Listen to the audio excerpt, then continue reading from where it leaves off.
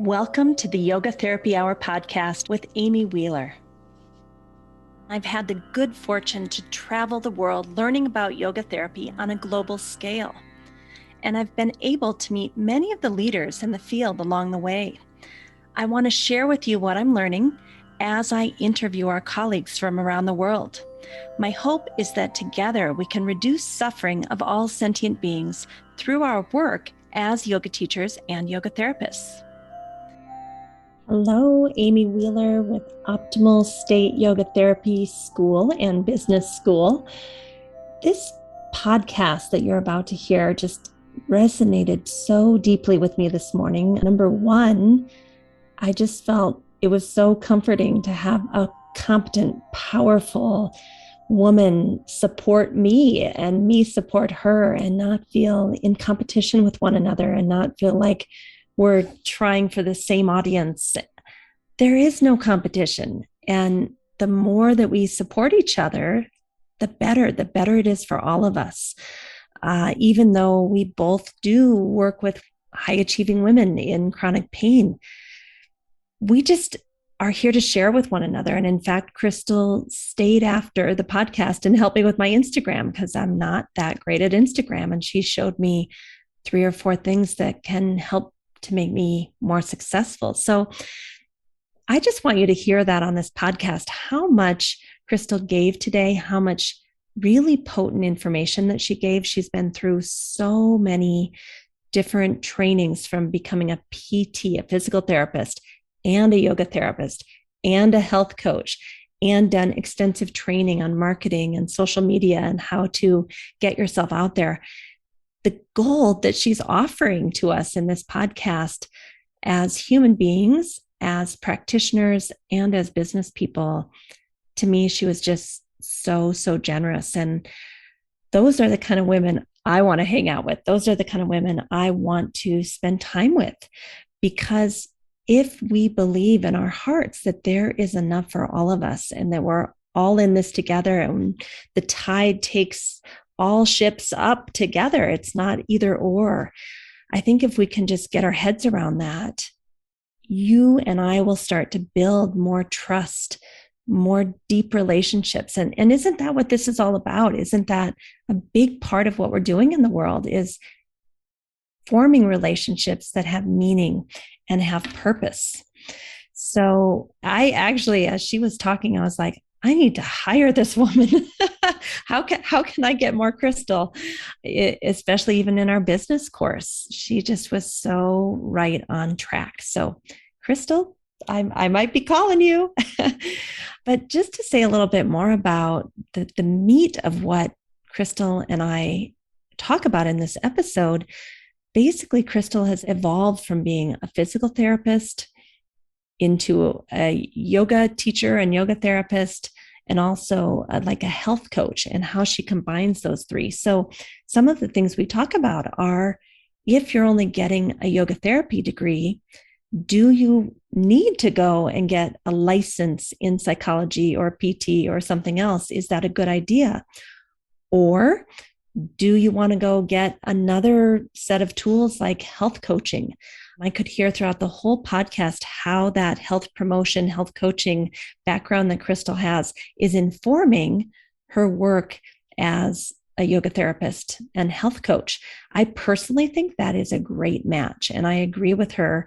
There's a certain school that she went to that she mentions in this podcast for health coaching certification. I think that's a great path forward, because a lot of hospitals especially consider that health coach certification similar to a license. So it's a quick and easier way than $130,000 physical therapy degree. If you go and do something like health coach certification, you can finish it in less than a year. It's much less expensive. And that's the certification that a lot of hospitals will want to bring you in on, in addition to your certification as a CIAYT or a certified yoga therapist. The difference is many hospitals already have a track record of hiring health coaches. Yoga therapy is still bursting into the scene. So anyway, we talk about things like that. We talk about her work with especially women, not that she's opposed to men, but women that are high performers in life and have a lot of balls in the air. And basically, this is her, she is her ideal client. How did she come to know and understand who her people are and what they need and how to speak with them? I mean, it's all the things that we teach in the Optimal State business course over an 11-month period. We start a new cohort every May. So next May, we'll start a new 11-month cohort. But everything that she said in this episode is basically what we teach in our business school, that it has to come organically from the inside, something you're passionate about, something you care about, something that there's a real why. We often find that comes out of personal pain and tragedy, that we can understand our ideal clients. And that's why we know how to speak with them and how to work with them and what it is they'll be willing to do versus not willing to do. The language that we use is so important. Crystal and I talk about these high performance women. They don't want to talk about burnout and resilience. That's the language of I've failed, or how come I can't keep up, instead of I feel stretched a little thin, right? That's a different kind of language to use with them. And we have to get really specific with our ideal clients and what are the language they want to use. We might need to interview somewhere between 5 and 100 of our ideal clients to learn that language and learn the themes and really figure out how to write our curriculum for them. That's another thing that I love about this. You can see Crystal's evolution over many, many years of how to write curriculum that's really going to hit the sweet spot. And it was so important when she said, you can't do that up front. You have to do that in this kind of messy way. As you go along, you get some feedback from the client, you refine your product, you put it back out there. You try again, you get more feedback, you refine it. Oh, now we need to pivot and turn it. And it's a constant, it's almost like taking a canoe down a river and avoiding the obstacles. You're never going to be finished with this business. This business is an extension of you and who you are and what you bring to the table. So I loved this interview for so many reasons. Number one, what is the career path that took her forward, and what does she think is important for other people considering being yoga therapists? What do you need to keep in mind when you choose all the different certifications or licenses or training programs that you're going to take to fill up your tool basket? And then what led her to where she is now? And each of us has to ask that for ourselves. And then what are the takeaways for the listeners? And how do you get yourself out there? So I really hope you enjoyed this podcast. I certainly did. And now I introduce you to Dr. Crystal. Good morning. I am so happy to be here with Crystal Frazee. And we have an hour together, and I'm thinking of it as kind of tea time with a girlfriend. I met Crystal in Montreal. We were both doing a conference, the Misty Conference with Helene Corvette, that happens in kind of February, March every year in Montreal, Canada. And we were both taking a taxi back to the airport. And of course, I heard of Crystal and I had seen her present and thought highly of her. But once we got in that cab together, I think that's when my heart opened up a bit. And I was like, wow, this is a powerful, potent woman who's going to come in and change the world. And ever since, I've just had really warm feelings towards you. And I'm just so happy I get to spend an hour with you. So welcome, Crystal. Oh, thank you so much. And I'll throw in that was actually a really intense car ride to the airport. We both almost missed our flights, and we had all of our yoga tools in play to keep ourselves and one another grounded. Do you remember there was like a blizzard and like the taxi driver couldn't even get through the streets, and now the airport's closing and we were both, you had to get home to 2 baby girls. Yeah. I was like, I cannot stay in Montreal any longer. It was intense. Like I really thought we were both going to miss our flights. Yes. And I'm pretty sure that I was pulling a cooler of frozen breast milk. Yes. You were. I remember that you had been pumping in, for your daughter. And it was the first time you had been away from her since she was born for a period of time. Yes. So the things we do to share our love of this work, right? To Exactly. attend and teach at these conferences. And I think it's so good to show like you're a working mom. You've got a full-time job, you've got full-time motherhood. Right. You're doing it. You're making it happen, as stressful as it sometimes can be. Yes, absolutely. So, I mean, I think one of the things that I would love to touch on today, I work with high performing, high achieving women. I call myself a high performance and resilience coach. I work with executives and healthcare providers and entrepreneurs.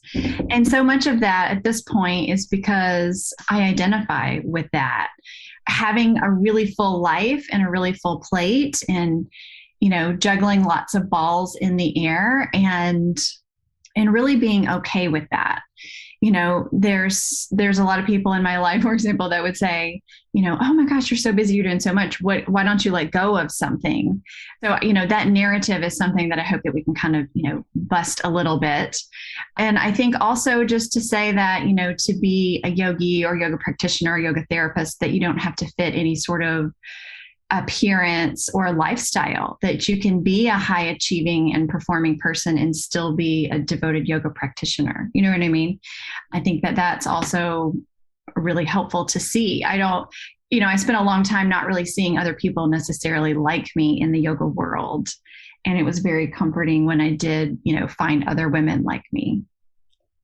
I completely agree. I mean, if we look at the Bhagavad Gita and all the different types of yogis, 18 chapters of different types of yogis, if and when you decide to be kind of a karma yogi and be of service to the world, it is going to be messy. There's going to be balls in the air. It's not going to be like quietude in a cave. Right. So I'm with you. And I'm the same way. I've got a lot of balls in the air and I love it. And there's nothing I'd rather be doing. So why not? Every moment of life is precious. Let's use it to the fullest. Yes, absolutely. And I think probably what you and I have discovered in bringing our yoga tools into the rest of our, professional careers is really understanding the messages our body gives us, understanding what that limit is. And probably because we've both, I can speak for myself, I have pushed past it and I learned from that experience and then learned how to come back into myself and heal that burnout or whatever you want to call it. But to really, be in engagement and relationship with the body each step of the way, I think is really where yoga offers so much to all working women or, stay-at-home moms are equally busy, it's just, that just happens to be my area of focus, and then also just knowing your values. I think that you demonstrate that so well and staying in integrity to that with what we're doing. And I think that when those are intact, that you can be full throttle, there's a governor there. I know how to listen to it. And it really is staying in that place of wholeness and not dishing out too much of myself where it really shouldn't belong, I am so with you on this. I have totally pushed past the point and put myself in chronic pain. And now I have a governor that is like, no, we're not doing that. You are going to let that go. You're going to say no, thank you to that and do the things with the people you love that are in alignment with values, as you said, and get really, really clear. I talk to Marlisa Sullivan about this all the time, that we no longer want to work with people that we don't just adore, and we're always willing to meet new people that we adore, but life's too short to be so aggravated all the time. Absolutely. So, Crystal, I want to understand your career path. You have done at least 3 major things that I know of, and that is you're a physical therapist, you're a yoga therapist, and you're a health coach. But I kind of want you to tell us the story of how you came to where you are, because you're such an inspiration for so many of us, and I want to understand how you got here. Yeah. Well, I'm from the South. I'm from like a very small rural Alabama town. And then I moved to Georgia when I was in 2nd grade. And I'm prefacing something with that. Then I, grew up found yoga. And that was after a relationship, a very long, important relationship in my life had ended. And I moved to Crested Butte, Colorado. And it was sort of a life turn for me that really hallmarked like the beginning of my yoga journey. And that really was the beginning of everything for me. And that really helped me with a lot of healing of chronic anxiety, chronic insomnia.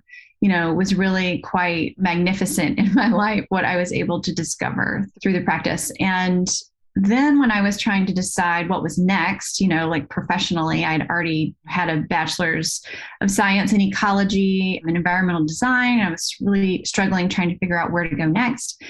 Something just turned me on to physical therapy, and I wasn't quite sure where I belonged. But it was my passion for yoga that I felt like, working with the body was really a smart next step. And so I think for people, you don't always have to have it all figured out. You can just take the one next step and go from there. And then once I got into physical therapy, I was a little disillusioned by that continued focus on the real superficial part of the body, the mechanics. And of course, in physical therapy, we have a very, a real depth of knowledge of anatomy and how everything is interconnected from head to toe, but it doesn't necessarily penetrate all the way through to, the full scope of the psychosocial model. And even though it's taught that way, it's really hard to practice that way because of health insurer models and all of those things. So I found it really difficult. And while I was getting my doctorate, that's from the University of Colorado, the whole time I was looking for somebody. I was looking for someone to show me how to be more of a pioneer and lead the way in addressing the whole human as a physical therapist. Of course, I found some great people who we mutually both know, Marlisa Sullivan and several others, but she was a great mentor for me, really, exemplified someone that was really putting that into practice. And so that was wonderful. And then when I got licensed and started practicing, I still struggled because it's just really difficult depending on who your employer is. And so I really continued back with my yoga practice. I had a yoga studio. I did privates. I taught workshops and continued to hone in and focus on women's health specific topics. It just evolved.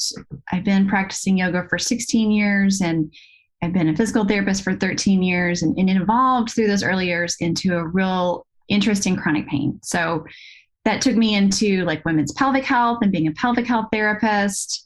I pursued extra training in integrative nutrition and Integrative Women's Health Institute for anyone that wants to look for a resource with that.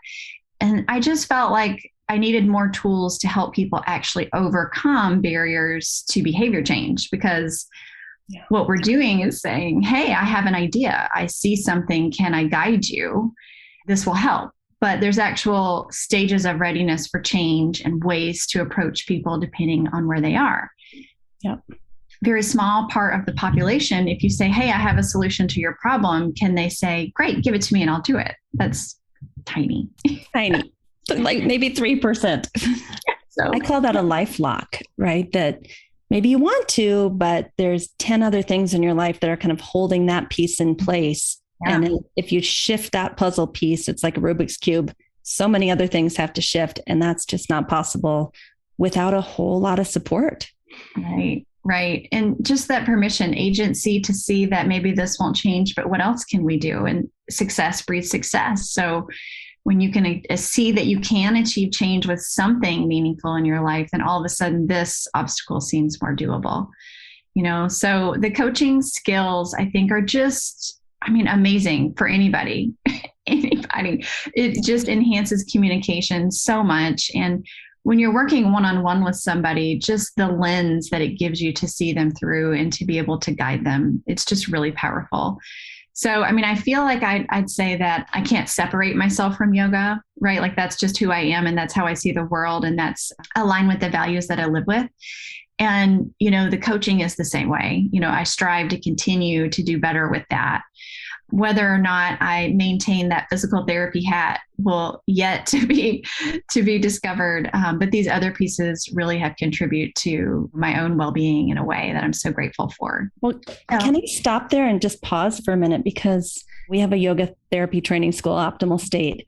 Yeah. And I think within the first 2 months, the discussion that the students have, because they break off into study buddy groups and things, wait a minute, do we need another license in addition to being a yoga therapist? And they all freak out and do I need to go to psychology school? Do I need to become a PT or a PT aide? And I tell them, if you want to do that, of course, go do that. If you have the money to do that, great, go do it. But in my opinion, they don't actually need that, because now they're going to be under a different scope of practice, which might limit some of the things they can do, especially as you said, employers might limit that.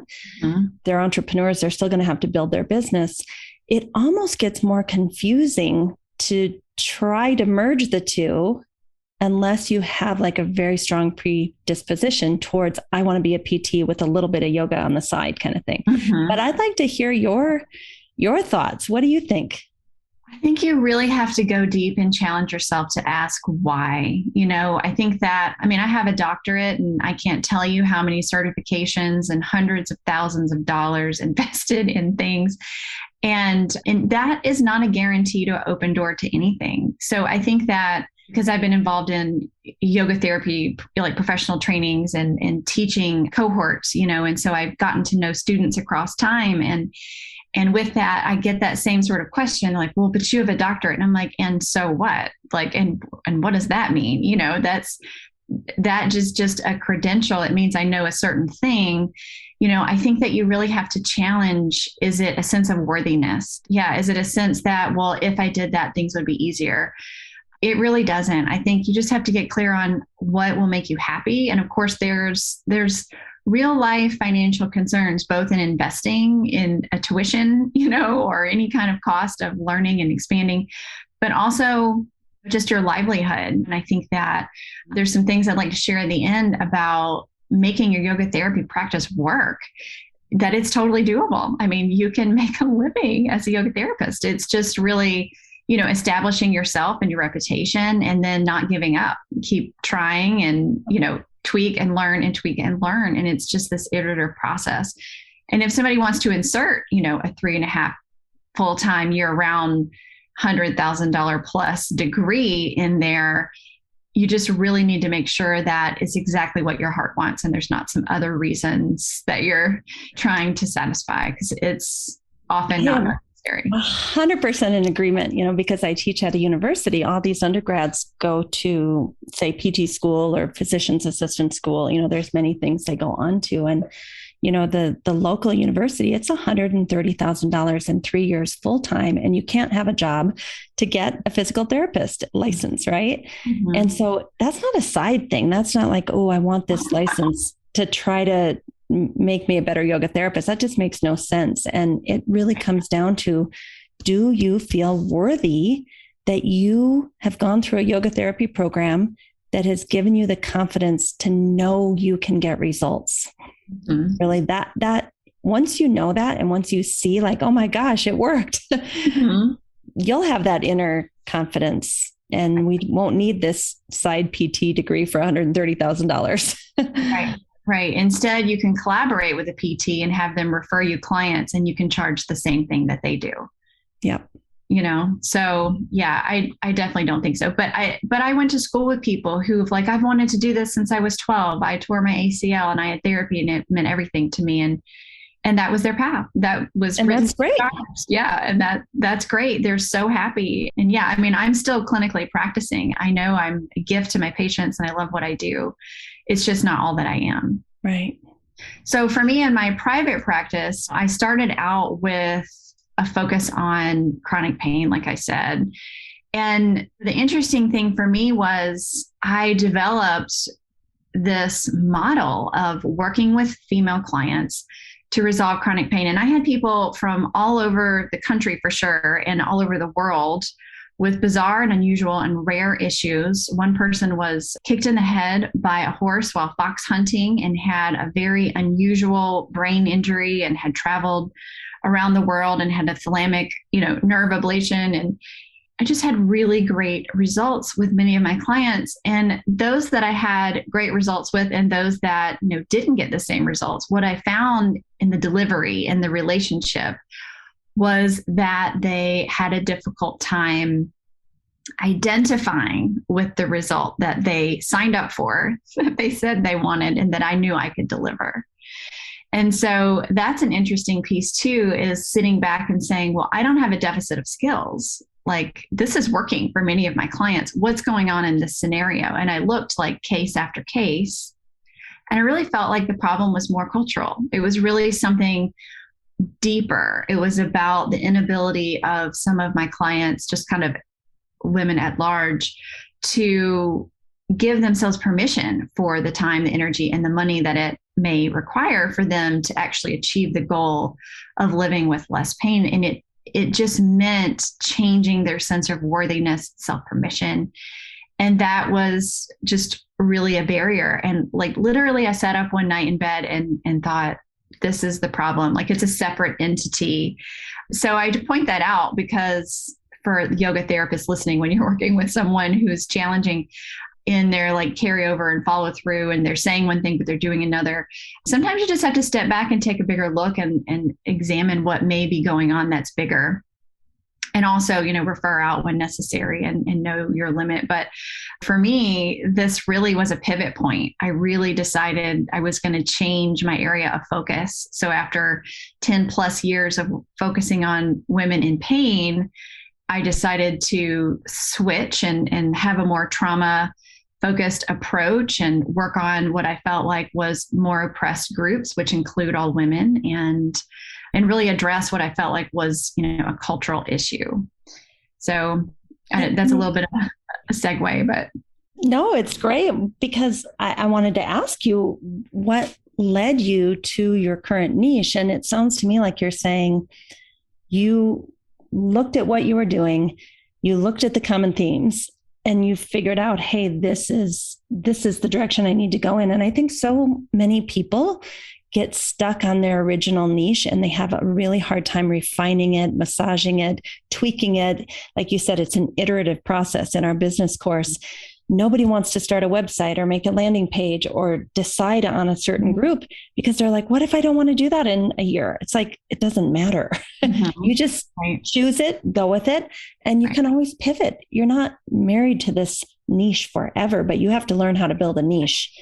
Right. And learn how to do a business. So just pick one already. Pick one that you're passionate about. And then I like to say, focus on it for 3 years, because people can definitely bunny hop from thing to thing and never see results because they're never creating traction. Like, you want to assemble a body of work. You want to pick something and focus on it and talk about it and talk about it and talk about it and write about it and write about it. And just ad nauseum, you're blasting it to the world that this is what you're passionate about and this is what you're here to do. And, really, I like to say, give it 3 years. And then if you're no longer in love with it or want to change something, go from there. But the more you can build and expand on the same thing, the more you're going to see results. Like, if you look at anyone else who you admire doing something similar, it's probably because they have a body of work, and that's what you're drawn to. That's right. And most people want to put out literally less than 10 posts, and then they're like, it's not working. Right. That's not enough data. I'm like, you haven't even dipped your toe in the water, honey, much less swum to the deep end of the pool and gone off the diving boards. Like 2 to 3 years minimum.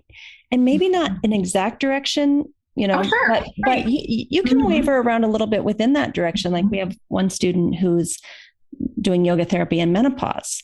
She can do menopause and insomnia and menopause and anxiety, but there's a theme, Right. Same thing for chronic pain, PCOS, chronic fatigue syndrome, MS, pelvic pain. So I was sort of all over in those different areas for sure.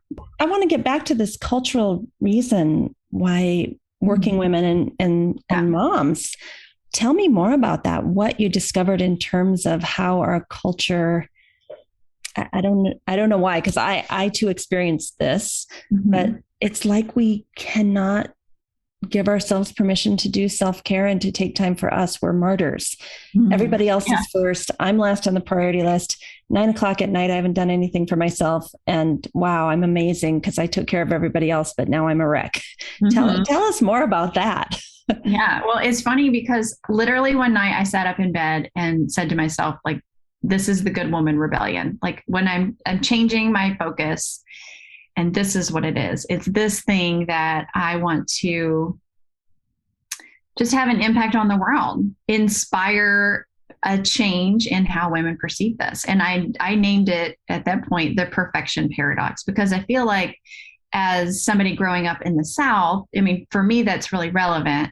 I think it's true for all women, but it's definitely ringing true for me because now I live in Michigan. I'm in the Midwest, and I see these differences. You know, the cultural pressure on young girls to be pretty and quiet and accommodating, helpful, selfless, you know, all of these things. And even, you know, I have two small girls that are almost 6 and 3. And every time I post like a picture of them on Facebook, everyone's comment is, they're so pretty.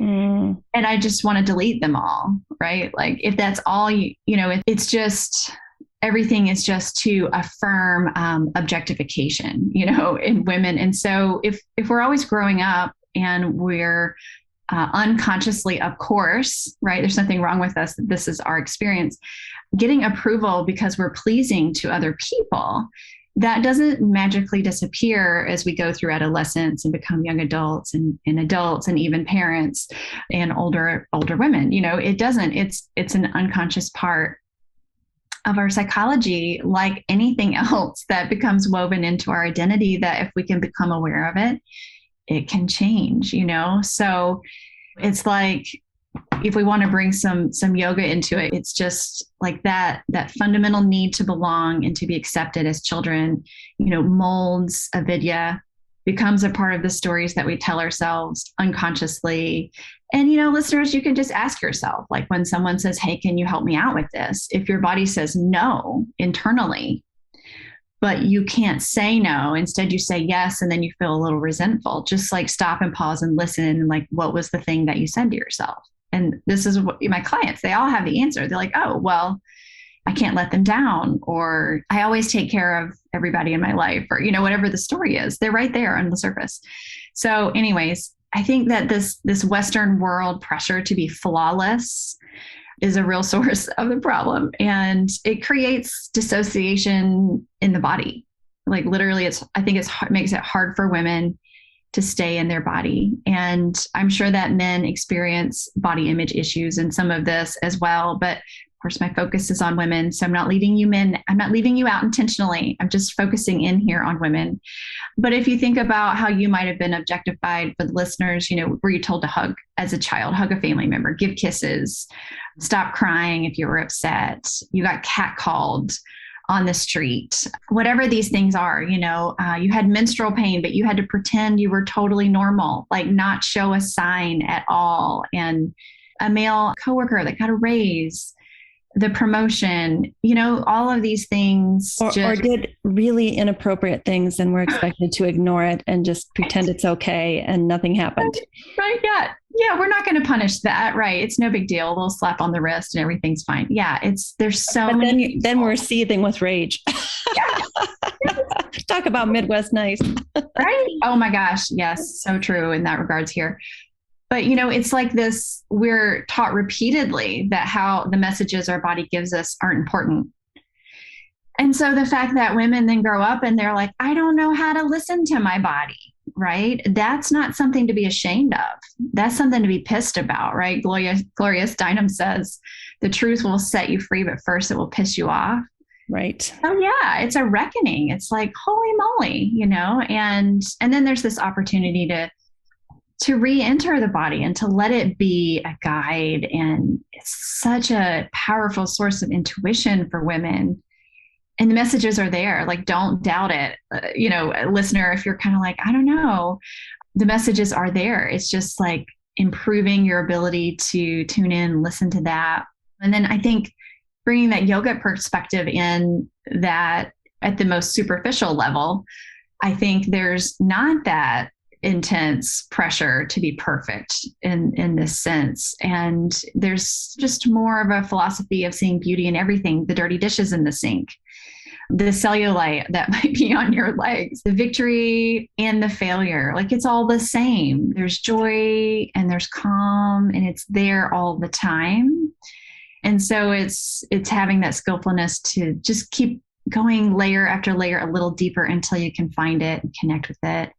And then in any given moment, you know how to reaccess it and soothe yourself and find regulation through that. There's so many things you're saying that are spot on. And I'll just give an example. Yesterday, I had to go to university for the first time since March 2020. So it's been 18 months or something, a long time. Oh my gosh. Yeah. And I've been at home and I've been very attuned to my needs at home. I know when I need to eat. I know when I need to drink. I know when I need to go to the bathroom. I know when I need to lie down on my bed and take a rest. I know when I'm getting in pain and I need to get in the bathtub. So it's been 18 months of very good inner attunement and breaks during my day to lift weights or to walk or to do asana. So I go in there yesterday and it's chaos. The number of external stimuli jumping at me, I was there for maybe 6 hours, and walking out to the car, I was in such pain. And I realized, oh my God, I haven't taken a deep breath in 6 hours. I'm bracing, I'm holding, to protect myself in this first day of chaos. And I was literally in pain. I had to come home and spend about 3 hours unwinding to get out of pain. Now, the old me would have not even realized what just happened in that loop. The new me is like, oh, this cannot continue. I know how to get myself out of it, but I cannot continue to put myself in this cultural paradigm. Right. Let it push you that far.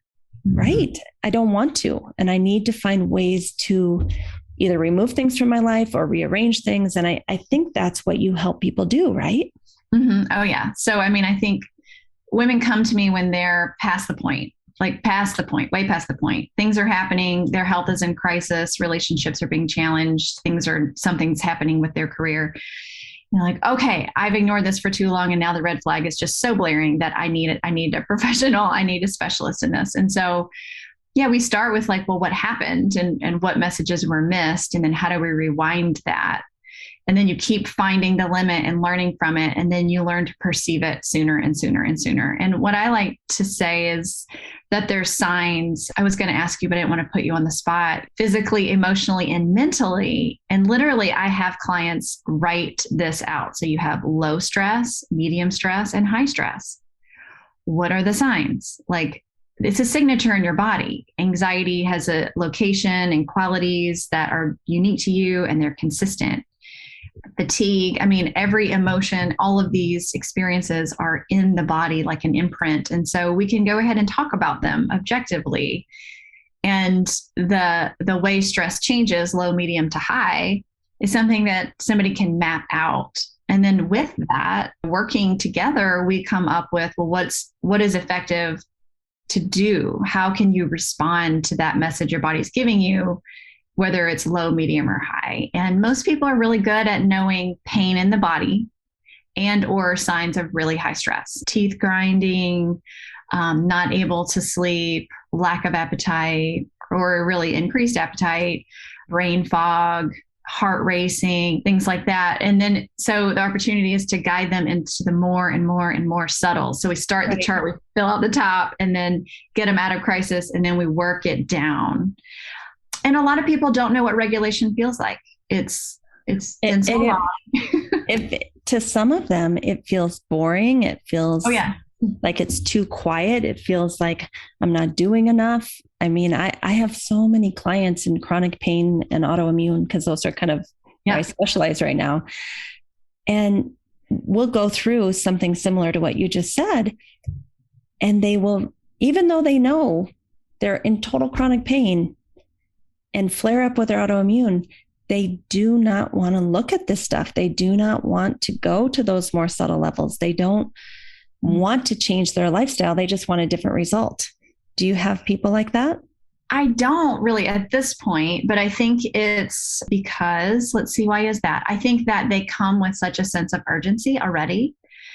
And I just set it up so that there's the expectation, right? That I can't create the result. I can guide you there, but actually you're the one that has to you're on the journey. And I'm here, I have the flashlight.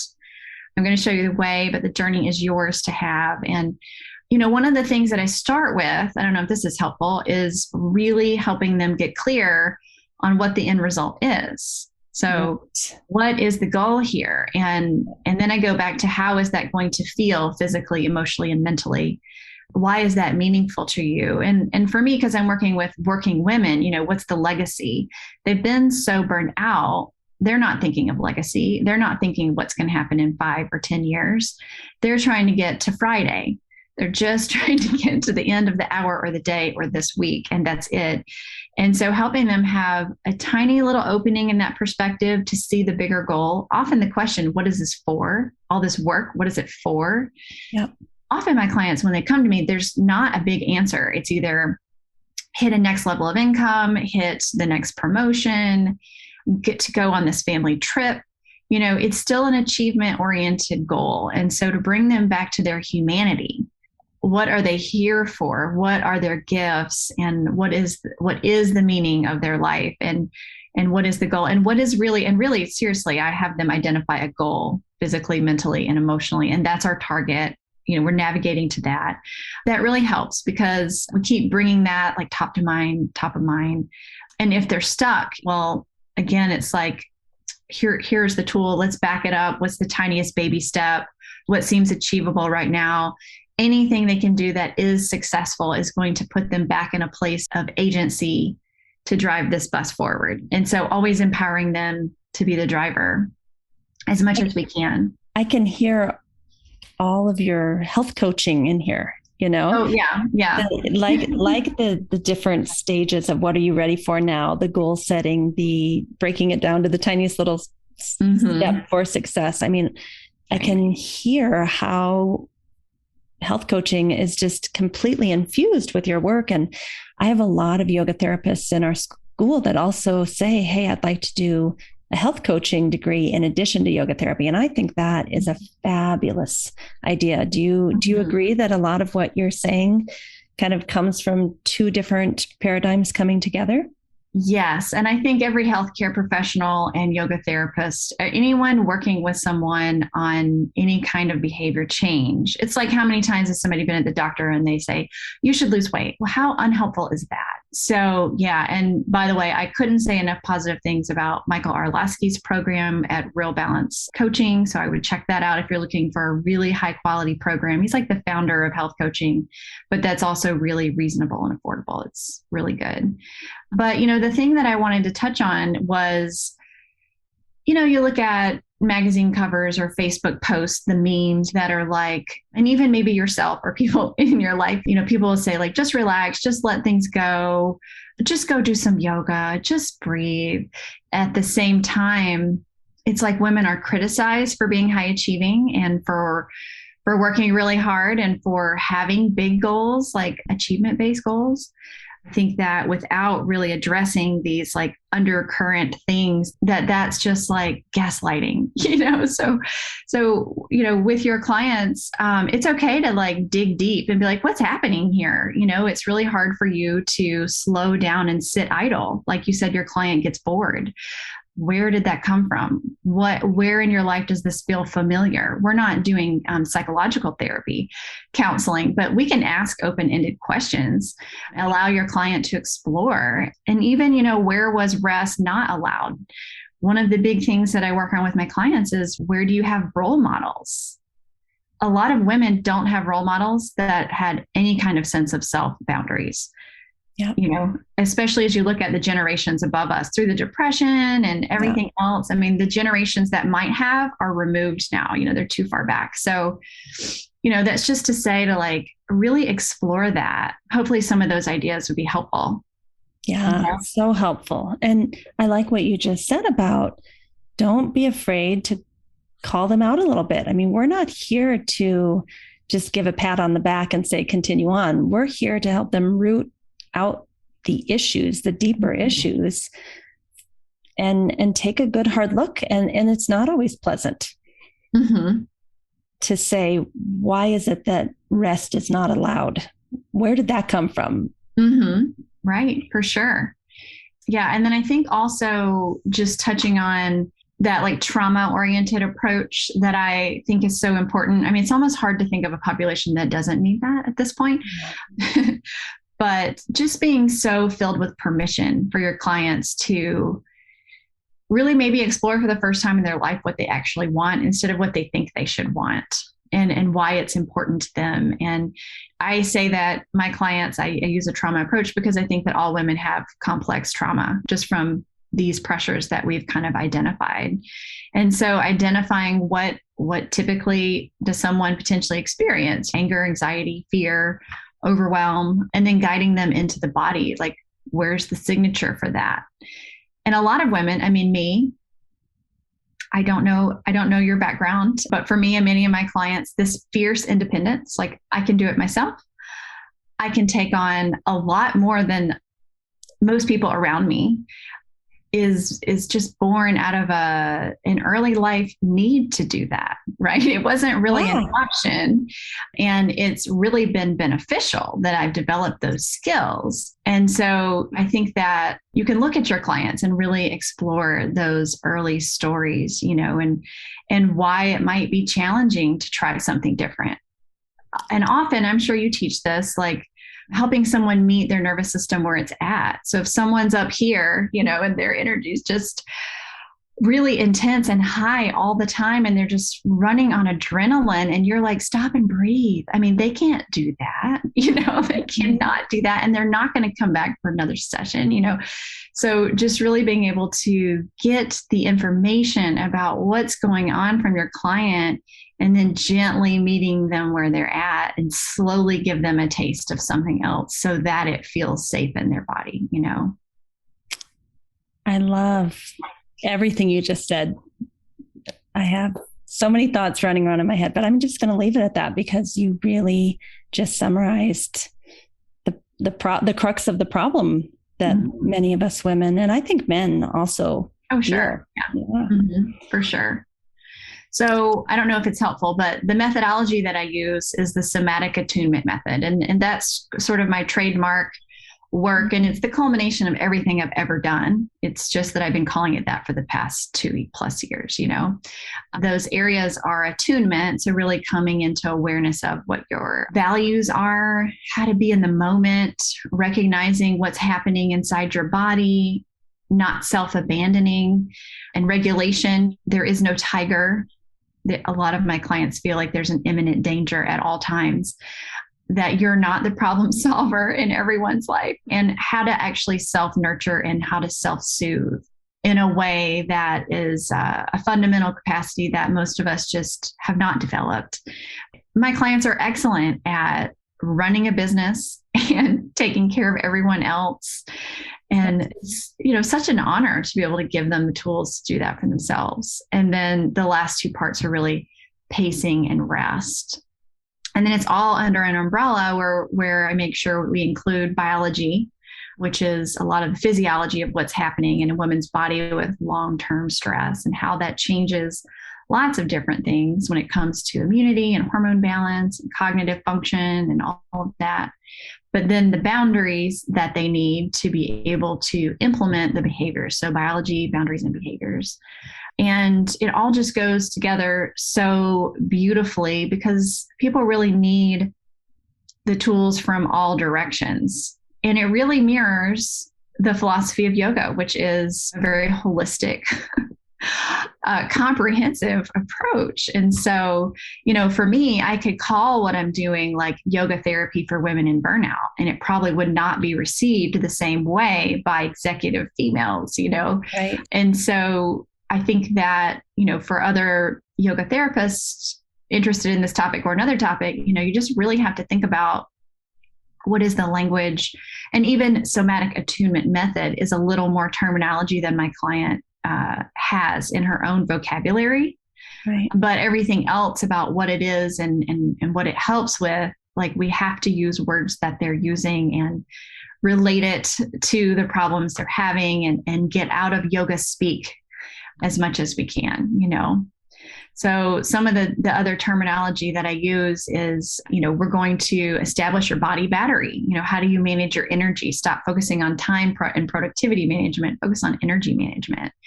What's your capacity? How much stress can you actually hold?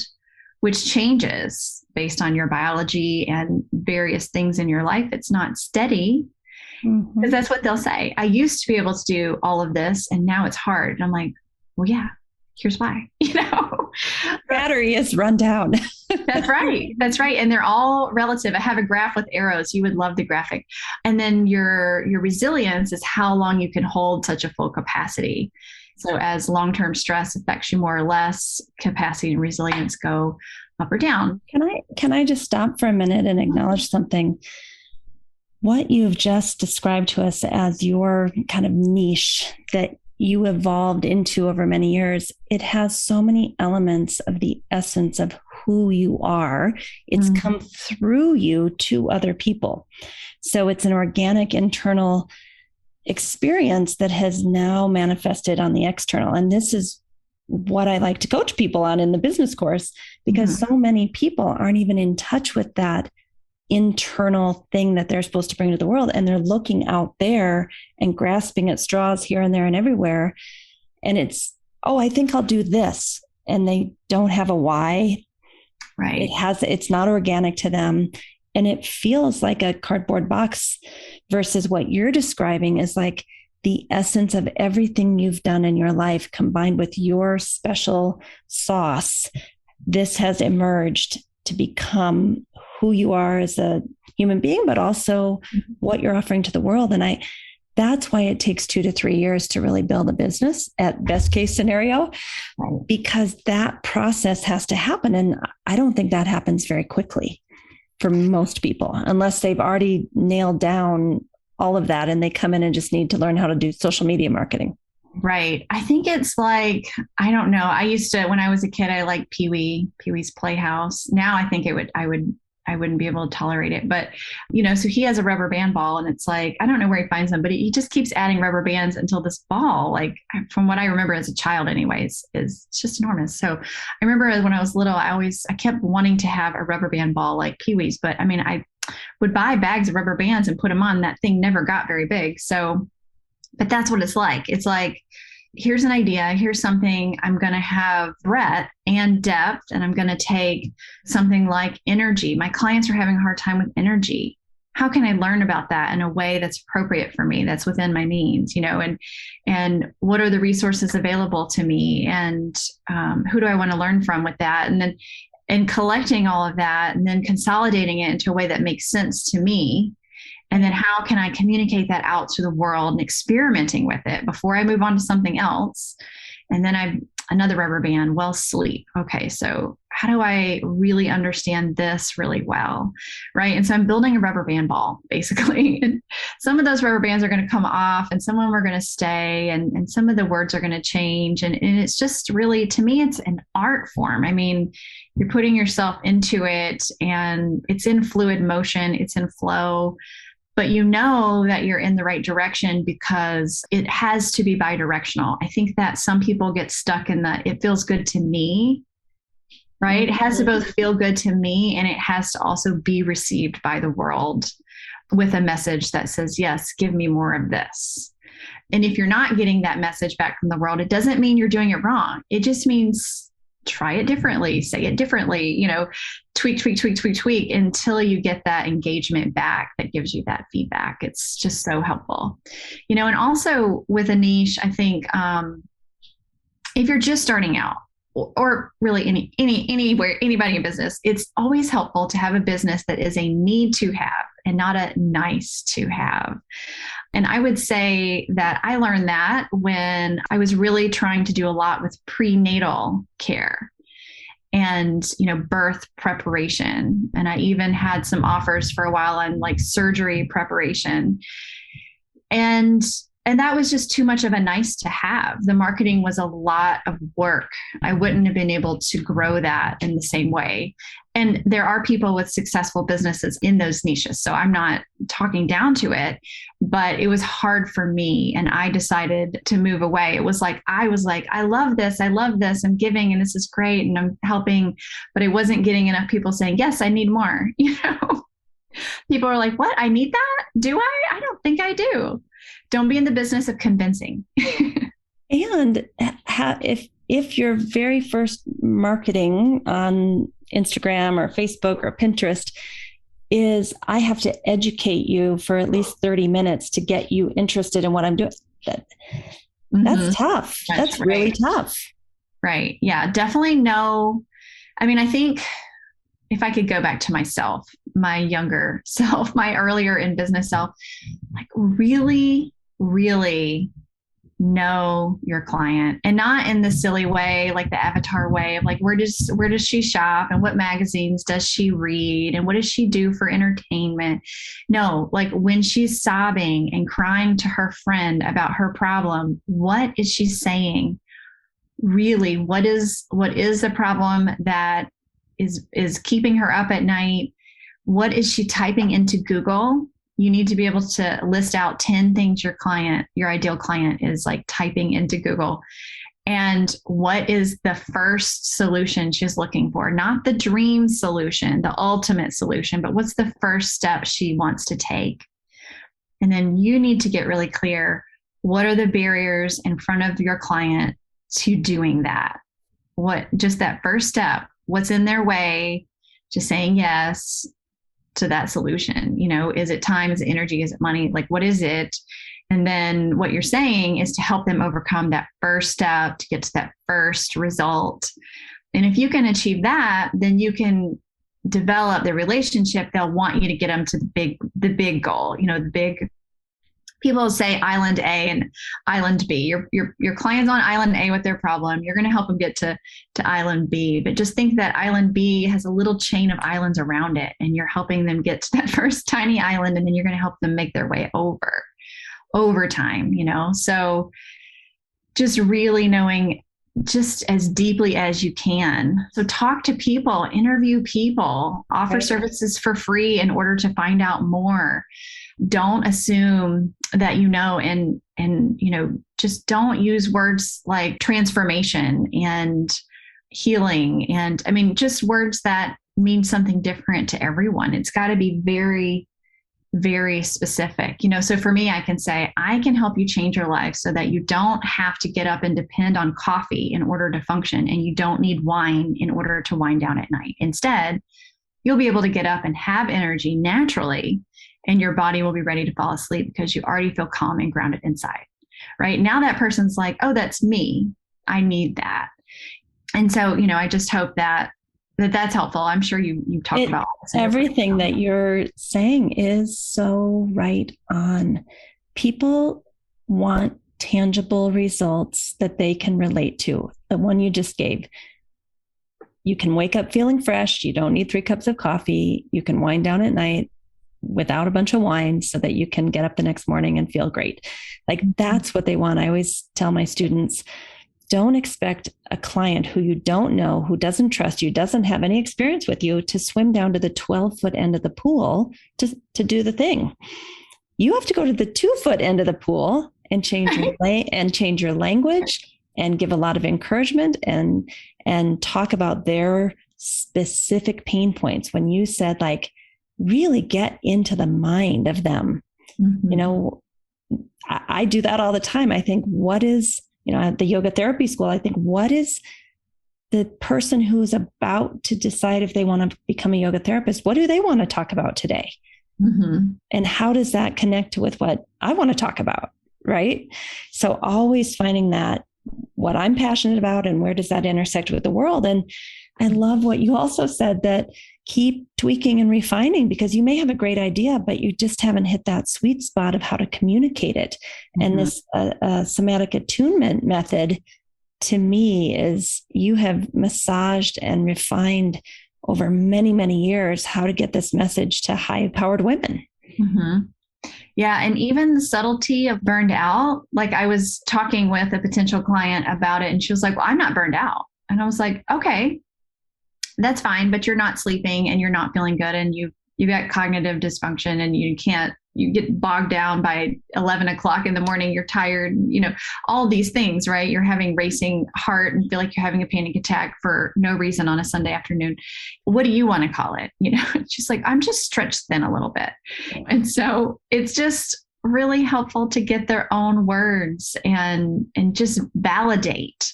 You can't validate yourself. You have to validate by someone else saying, yes, that's it. So yeah, it's great. One of my mentors asks us to do a challenge where we find at least 5 people to interview, like to really understand what's island A and what's island B, and just to really have a really person to person, compassionate, connecting conversation. We're not trying to sell anything. And several people, this is back in 2018, but several people that I was in this business training program with interviewed 100 people. They made a commitment to interview 100 people and to record it. And they have so much helpful data and copy to go back to and to listen to. And, they collated it and pulled out all the words that were used over and over again. And if you really want to know your client, you just have to ask. Well, and the example you just gave of the woman who's clearly struggling, but doesn't, if you tell me I'm burnt out, that means I've failed at something. Right. Versus if I'm just stretched thin a little bit, that means I haven't failed yet. I'm just on that cusp where I can pull it back anytime I decide to, because I'm a proficient professional woman who has control, right? So like that tweak. And that's what I love about your social media, especially your Instagram. Like every single thing you post, I can relate to. I think that's me. And I feel certain that this comes from the language of your clients. It comes from who you're working with every day. You're like, that'd be a great idea for a meme. Mm-hmm. And then the rest of us relate, and your marketing is done and it's authentic, mm-hmm. right? And you get more clients because you just used the exact ideas, the exact language that the clients for the last 3 weeks have been talking about. Right. And I think it also helps. One is that I am my client. I have had these problems. I have been in a position of suddenly being a breadwinner and having 2 full-time jobs and the kids and being the household manager and not having any family within 13 hours drive. My husband's 17 years older, so not having any peers with children. Lots of reasons why I might have been stretched thin. So I remember like all these scenarios I found myself in. And so really going back and thinking about it. So living the experience is always helpful for those of you really looking for where you want to experiment with first. And then also really listening to my clients, like really listening to the clients I have right now and what they say every session I have with them. Often that's where my greatest ideas come from, because I'll hear them and I'm like, I've heard that so many times. We've got to bring that up, more globally, like on social media. That's something other people are feeling that way too. And, if you're trying to grow your social media, you want to think about it that way. It's growing. You're inviting people to follow along. It's like if you have a meal, okay, you're serving a 7-course dinner. When you're on social media, you're offering a tiny bite, a little appetizer. You're not saying, hey, come to the main course. That's just not really where that happens, in my opinion. I mean, I agree. Some people sell on social media and somehow that works. But for me, that's just more the place to just give like the big ideas and get people to engage and like or comment, and then invite somewhere else onto your email list or into a different relationship. I have a free resource. Would you like it? Here you go. And then I get to deepen the conversation off the platform. And so really for me, I'm just looking for people who are like, oh, that's me. I'm having that shared experience. Yes, I see that happening in our culture, in my life. And yeah, I think that trying that approach would help me. Yeah. Basically when I post something, I just want a head nod. And from there, I can nurture that relationship deeper and serve them in a deeper way elsewhere. I've always said this, that social media is to allow people to get to know what I'm thinking about and how I show up in the world, to give people a taste of if they want to take a step to get to know me better. Mm-hmm. right? It's not, I'm not selling anything. I'm just saying, hey, here I am. Anybody Right. who has similar thoughts or ideas, or if this connects with you, let's take a first step. Maybe it's a $3 video, maybe it's Mm-hmm. something free that I'm offering, maybe it's, hey, I'm going to start listening to the Yoga Therapy Hour podcast. Like it Right. doesn't even have to bring a return, but just building some trust and some mutual understanding. And I Mm-hmm. think you do that so Right. well. Right. Absolutely. Well, and I love you do a good job of being a human being, right? So sharing your love of nature, and I mean, just the way that you're sharing, right, of what you're sharing, but you're also sharing who you are, and that creates that know, like, and trust, and helps me feel like, oh, even though I haven't seen you and talked to you, like, there you are, you know. He was on a walk this morning with a bunch of flowers. Yes, yes, it's great. It's great to have the balance. So, Crystal, we're coming to the end. I have two things I want to ask you. Number one, is there any final takeaway for the listeners you want to share? And then number two, how can they get in touch with you if what you've talked about today in terms of being stretched thin and needing the somatic attunement method, how can they get in touch with you and work with you? Mm-hmm. Yeah. So I think for takeaways, hopefully, we've touched on this all throughout, that please don't think of your business as being like a success or a failure, because it's just an incomplete project until the very end. It's just always in flow and always changing and always will be. And that's the number one challenge of being an entrepreneur. So it's being able to regulate yourself, deal with the uncertainties and the self-doubt, and really having I call it a biz bestie, somebody that you can ask to cheer on everything that you post or put out there and give you feedback and help you counter that inner self-doubt that everyone has and is perfectly normal, because you're being vulnerable and you're putting yourself out there, and you feel just seen in a way that you don't in other ways. So, just find ways for your own self-soothing and dealing with that. And also people that really rally around you. A community of people in your place in business is priceless for that. And then just to know, like, keep going. It's an evolution. My business is not where I want it as far as, even like revenue or hours worked or, like all the details, and it's just constantly in motion. Well, how about if I tweak this, and what about this? And so you just keep going. It's an experiment. Keep learning from it and putting yourself into it. And yeah, I would love to connect for anyone that's resonated. Always love feedback. If there's anything that stood out, I would love to know what landed with you. And if you want to follow on social media, you can find me on Instagram at Dr. Crystal Frazee. As far as if you want to learn more about the Somatic Attunement Method, I have a little taste of that. It's called the 5-Minute Reset. And it's an email you get every other week with a new 5-minute practice geared towards helping you find groundedness inside and summon energy. So you can find that on my website at crystalfrazee.com. And that's Frazee. And yeah. Crystal is Crystal. Yeah. Yeah. Yeah. Tell us one more time your Instagram handle, because that's where I think all your gold is stored. Dr. Crystal Frazee. So DrCrystalFrazee. Yeah. And you'll link to it so they can find it.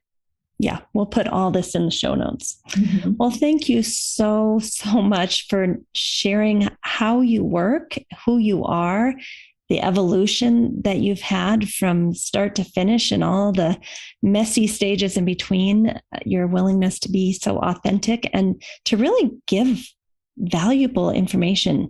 So many people out there are struggling to try to figure out how to do this yoga and yoga therapy thing. And I just feel like you just laid out a roadmap, and maybe people could listen again and take notes. So it was very generous of you. Thank you so much. Absolutely. Thanks for having me, Amy. So we've just finished with Dr. Crystal, who works with high performing women who don't want to feel ashamed that they have a lot of balls in the air because they're passionate, probably type A personalities, perfectionists, and they want to make a difference in the world. We want to make a difference in the world. And it was really interesting to listen to her. I work with women in the areas of perfectionism, high performance. I do this, but in this interview, I almost felt like I was her client, right? The things she was saying about her somatic attunement method were resonating so deeply with me. Just looking at my life, and even as a yoga therapist, learning how to stay attuned to myself no matter what's going on in the world. So I told a story in the podcast about going back to my first day of school and getting completely drawn out of my embodiment. My senses went out, my mind went out, my whole body became numb. I stopped breathing. I was so attentive to everybody else's needs but my own, and how I had to come back home and readjust that and bring my senses inward and bring my mind inward and re-embody through asana, through a hot bath, through a good meal, through a good night's sleep. And just feeling so humbled that after all these years, I can still get drawn out of myself in a very invigorating, exciting scenario, right? So it's not a bad thing to go to your first day of school and just get completely popped out of your body and forgetting to breathe and forgetting to drink and forgetting to eat. It's just so exciting. And it could also happen, in a more of a traumatic way. But after all these years, learning how to come back home to myself, now I know how to do that because of yoga therapy. My next step is, how can I go into an exciting place like the first day of school or like a conference, whatever it might be, and stay attuned inward, stay in my own body while interacting with the external world. Now, I'm a highly sensitive person. I'm very, very much an introvert. I don't do well in crowds. I don't even like conferences. I loved Sitar being online this year. I'm probably the only person who loved it more, because just being in connection with hundreds and hundreds of people for 3 days is too overwhelming for my little nervous system. And so, each of us has to learn, like, how much can our container hold without exploding? And for me, I can do a ton of work, but I can't interact with a ton of people. I know that about myself. I know working one-on-one or interviewing someone or being interviewed is energizing because I'm an introvert, and one-on-one is just fine. And I feel like I'm good at that, right? But as soon as you put me around too many people with too many different energies, I have like a permeable bubble around me, and I can take on so much of that. I have a really hard time kind of shutting it out. So that's why I love online learning too, is I feel like I can have an intimate connection and I can be vulnerable, but yes, I can also protect myself energetically and not take on too much stuff. So when I was talking to Crystal, I was just having all of these realizations about my childhood and why am I like this? And ever since I was a little girl, I was a highly intuitive and highly sensitive person that couldn't handle crowds. I remember, I don't know, third or fourth grade in the school play, I had to be Kermit the Frog and I had to sing, "You Are My Sunshine, My Only Sunshine," that song. And it was so incredibly traumatic for me that I almost collapsed on stage for my one little part, having so many people looking at me, and then just the commotion around a school play, that I went home that night and basically had some kind of strange panic attacks. And my parents had to call the doctor and make sure I was okay. And, this was starting very, very young, probably 9, 10 years old, something like that. So when we go back and really look at who we are, who we've always been since we were little, we can understand how we end up where we are today. And we can start to unpack that and set boundaries and decide which career path is best for us. For me, online is better than in person because of my sensitivity, and basically gearing my path forward to protect myself as much as I possibly can within the larger picture of the fact that I have to go out in the world and make a living, right? So I just love this, that Crystal is helping women and men, if they'd like, do that, navigate that, and look backwards to set goals that are going to help us be different in the future and have less chronic pain, have less insomnia, have less anxiety, or whatever it might be. So this was a really deep interview. I was having lots of light bulbs go off during the interview. And of course, I had to hold myself back so I didn't make it about me. But I think I'm going to be digesting this for a few days. And I hope you had the same experience, that the things she was talking about are really, really deep, and that you too can figure out what in the past brought you to this moment to make you who you are, to define your values, and then to set goals going forward. Who is it that you want to become? So it's a great interview. I hope you enjoy it as much as I did. Thank you for listening to the Yoga Therapy Hour with Amy Wheeler podcast. Another nonprofit organization that we like to support through this podcast is the Krishnamacharya Yoga Mandram in Chennai, India. They are the source for the teachings of the Optimal State Yoga Therapy School, and we are so grateful. The KYM's Mitra division offers free yoga therapy training to a large number of socially and economically underprivileged children and women in Chennai. Feel free to support them through the link listed below on Red Circle, and we also have details on our website, which is also listed below. And finally, a special thank you to our team here at Optimal State. We are truly a global family.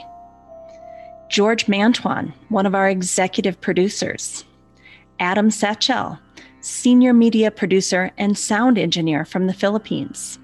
Krishna Panchal, a producer from Canada. Modupe Abdullahi, who does the show notes and is an editor for us from Nigeria.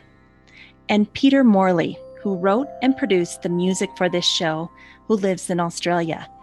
Find more about Peter's work at www.zenmusic.biz. Thank you for listening, and we'll see you next time.